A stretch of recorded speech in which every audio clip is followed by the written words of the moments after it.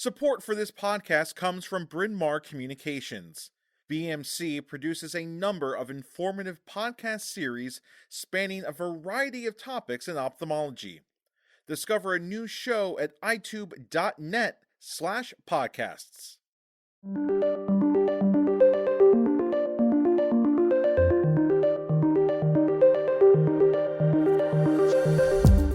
Hello, ModPod listeners. Welcome to those of you listening for the first time, and welcome back to those returning because you like what you've heard before.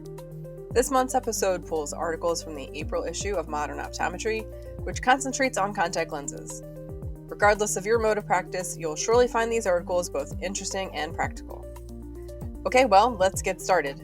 First, we'll hear some strategies for maximizing the business of contact lenses from Christopher Lopez, an optometrist at Griebenau Eye Care in Wisconsin.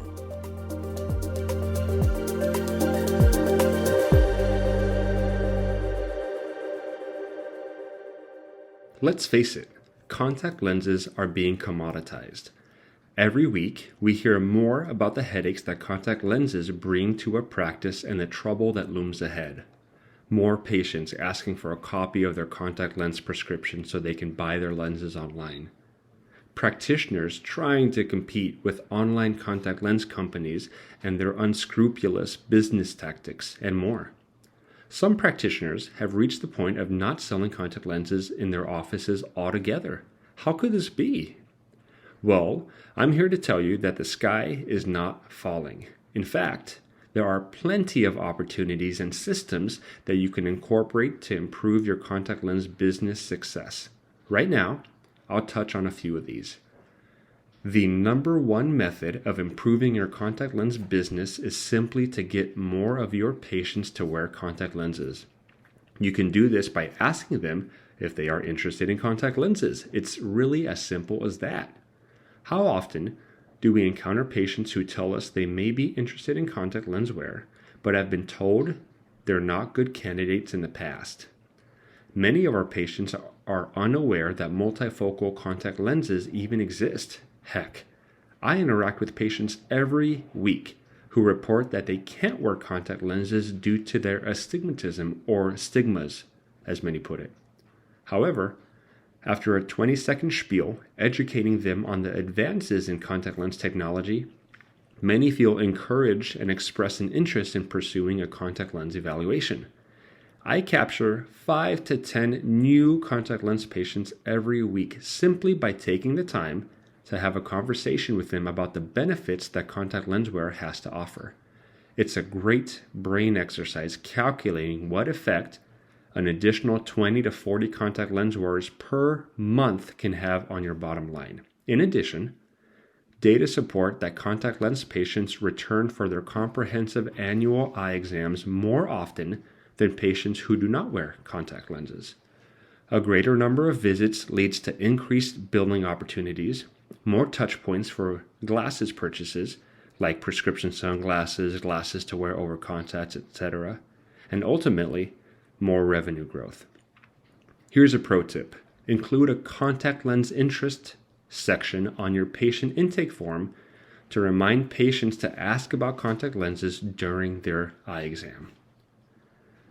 Delegate and elevate is a saying taken from the Entrepreneurial Operating System Playbook, also known as EOS.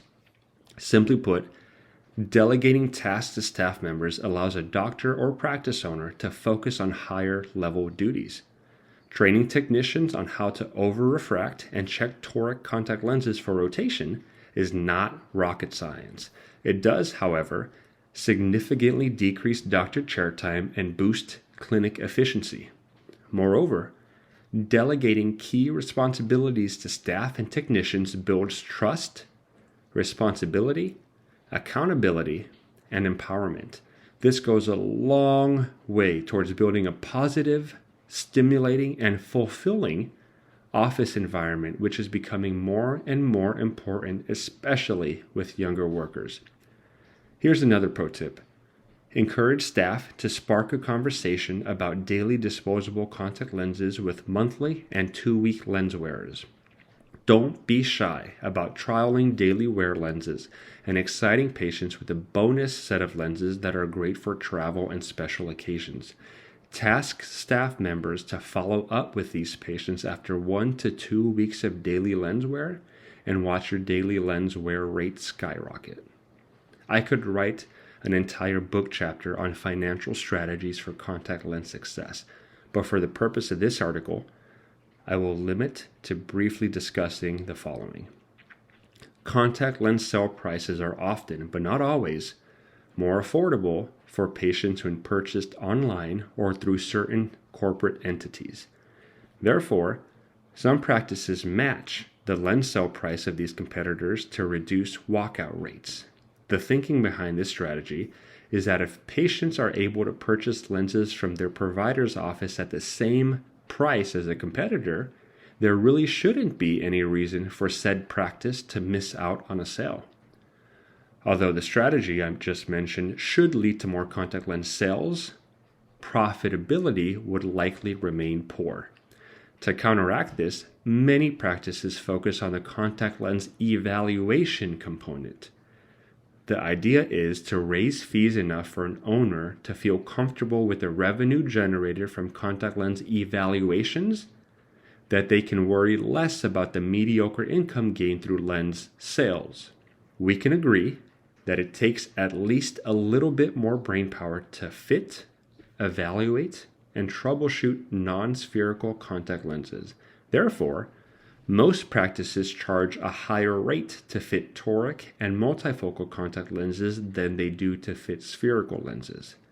This can develop into quite the convoluted fee schedule. For example, there can be increasing prices for spherical, toric, multifocal, and toric multifocal lens evaluations. Complicate this by creating different rates for new and existing contact lens wearers. Some offices add an additional fee for lens application and removal training. Is it truly beneficial to make contact lens pricing this confusing? A simplified strategy is to have one flat fee for spherical contact lens wearers, aka the standard rate, and another for non-spherical wearers, aka the complex rate. Sure, it might feel unfair charging a patient wearing toric lenses the same rate as someone wearing a toric multifocal lens, but on the other hand, it would benefit a toric multifocal lens patient to be charged the same as someone wearing toric lenses.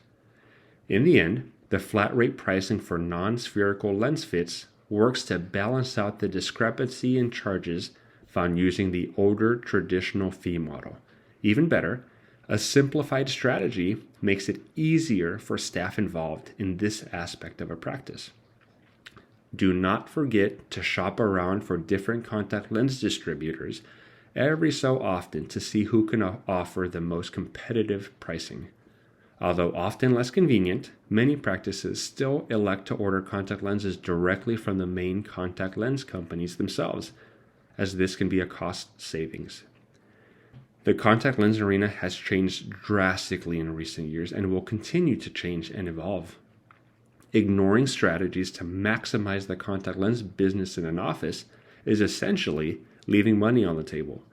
Being more intentional in contact lens discussions with patients, delegating tasks to office staff, and rethinking financial approaches will lead to practice growth. Although we can discuss exploring strategies to maximize practice revenue, it is important to ask ourselves why growth is important. Some practitioners simply want to earn a higher income. Generating more money can allow practice owners to pay better wages, update equipment, incorporate newer technology, and expand services, all of which directly tie back to improving patient care. The old adage largely still holds true. If doctors put patients first, success will come. There are many other items that warrant further discussion. Specialty contact lenses, patient-centered approaches, lens formularies, contact lens terminology, increasing annual supply sales, improving daily disposable wear, and more. The opportunities for growth are truly endless. Kind of crazy that the easiest way to improve contact lens sales would be to simply ask patients if they're interested in contact lenses, right? But as they say, sometimes the answer is right in front of you. Well, we're going to switch gears now and go from practice management to a more clinically oriented topic, that of the different types of blepharitis and how they affect the ocular surface, which Ashley O'Dwyer, Chief Optometrist at Indian Health Service in Brimley, Michigan, and co-owner and optometrist at the Eye Guys in Wasilla, Alaska, will tell us all about. But first, let's pause for a short message.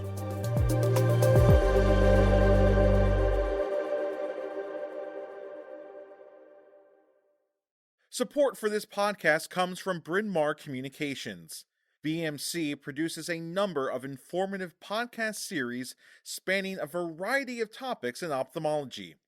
Discover a new show at itube.net/podcasts. Ready to learn about when blepharitis interferes with contact lens wear?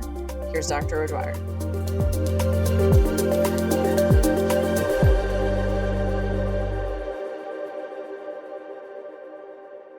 As eye care providers, we're familiar with blepharitis and know that it's generally identified by inflammation of the eyelids. However, it's far more complicated condition than that and can be broken down into different types based on the location of the inflammation. Patients with any form of blepharitis tend to present with similar symptoms including contact lens intolerance, eye irritation, chronic red eyes, and foreign body sensation. The location of inflammation and type of blepharitis does matter in how the condition should be treated. Thus, it is important to correctly identify the type of blepharitis to ensure use of the proper treatment. It's also important to recognize that chronic treatment is often indicated. I'll explain how to differentiate between the types of blepharitis and review the contact lens complications it causes that are associated with each lens type. We can separate blepharitis into two main types, anterior and posterior. Anterior blepharitis is recognized as inflammation of the lid margin. Staphylococcal, seborrheic, and Demodex blepharitis affect the lid margin and are characterized as anterior blepharitis subtypes. Posterior blepharitis is defined as inflammation of the meibomian glands, as seen in meibomian gland dysfunction. Staphylococcal blepharitis is characterized by scaling, crusting, and erythema of the eyelid margin, with circular collarette formation on the base of the cilia. Seborrheic blepharitis is characterized by greasy scaling of the anterior eyelid, often seen on the eyebrows and scalp, as well as on the eyelids. Failure to treat either form can lead to ulcerative blepharitis, which is clinically characterized by loss of lashes, punctate epithelial erosions, infiltrates, and corneal neovascularization. Demodex blepharitis typically involves cylindrical dandruff, while staphylococcal blepharitis appears flakier and more circular. To determine what is happening on your patient's lid margins, simply have them look down. Collarettes are pathognomonic for Demodex. To make a definitive diagnosis, extract eyelashes from the lid margin and view them with high magnification to determine whether there's a Demodex infestation. Demodex is also commonly associated with ocular rosacea. MGD is characterized by telangiectatic vasculature along the lid margin, saponification of the meibomian glands, thick meibomian gland secretion, atrophy of the meibomian glands, and thickening of the lid margin. Coexisting conditions typically include rosacea or seborrheic dermatitis. Staphylococcal and seborrheic blepharitis have been successfully treated with lid scrubs, 0.01% hypochlorous acid, topical azithromycin, and mechanical debridement. Demodex blepharitis can be treated with 50% tea tree oil, and some improved effect has been found with intense pulse light therapy. Meibomian gland blepharitis is typically treated by debriding the glands using IPL therapy, warm compresses, oral doxycycline, topical azithromycin, and oral azithromycin. In addition to these options, each type of blepharitis can be treated with off-label topical corticosteroids, which have been shown to demonstrate some efficacy in the short term. Even with correct diagnosis and proper treatment, blepharitis is known to be chronic, requiring long-term management. long-term treatment should be focused on the etiology of the inflammation. Blepharitis can cause disruption in the tear film, making it problematic for patients to be comfortably fit with contact lenses. However, there are ways to minimize such complications and help keep patients in their lenses, depending on the material and treatment modality. In the case of blepharitis and soft contact lens wear, we need to consider the effect this condition has on wear time and overall patient comfort. Blepharitis can lead to increased deposits on contact lenses and consequently increased discomfort. Therefore, daily disposable lenses are preferred over monthly replacement lenses for patients who wear soft contact lenses. MGD is also associated with giant papillary conjunctivitis. The degree of GPC may correlate with the severity of blepharitis, although treatment of GPC will help improve blepharitis and contact lens intolerance. It may be beneficial to alter the contact lens material to improve the papillary response in contact lens discomfort. Rigid gas permeable or RGP lenses are necessary for some patients. However, because of the tear film disruption secondary to blepharitis, deposits on these lenses, wearing RGP lenses can become a problem, leading to reduced wear time and comfort. In addition to being treated for their blepharitis, patients should be educated on maintaining a more rigorous cleaning regimen for their RGP lenses. This may include using a lens cleaner, such as ProGens or Boston Advanced Cleaner, adding a treatment to their lenses to decrease deposits, or having in-office lens polishing done. Whichever method or methods are employed, keeping the lenses free of debris will increase comfort and decrease infection rates. Scleral lenses can also be a good option for patients with blepharitis if care is taken to ensure that they have clean lid margins for best success. It is important to be aware that these lenses tend to accumulate more deposits, which can lead to poor visual outcomes. Adding a coating to the lens can help increase the wettability and decrease the buildup of deposits. It is worth noting that coating can limit the cleaning options available for the lens. Placing the lens on the eye with a conditioning solution on the anterior surface can also help decrease deposits, improving visual and comfort outcomes. Blepharitis is common, but can be easy to overlook. With vigilant differentiation of blepharitis type, use of appropriate treatment, and proper patient expectations, we can increase positive clinical outcomes and prolong the use of contact lens wear for our patients with this chronic condition.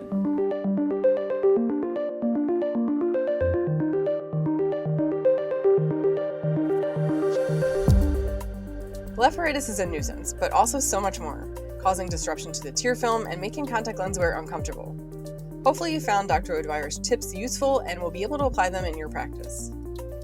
We'll be back next month on the Mod Pod with more articles from the April issue of Modern Optometry, so even if you don't have a chance to read the issue, keep it on hand. There are lots of great tables, figures, and graphs to look back on later when you have time.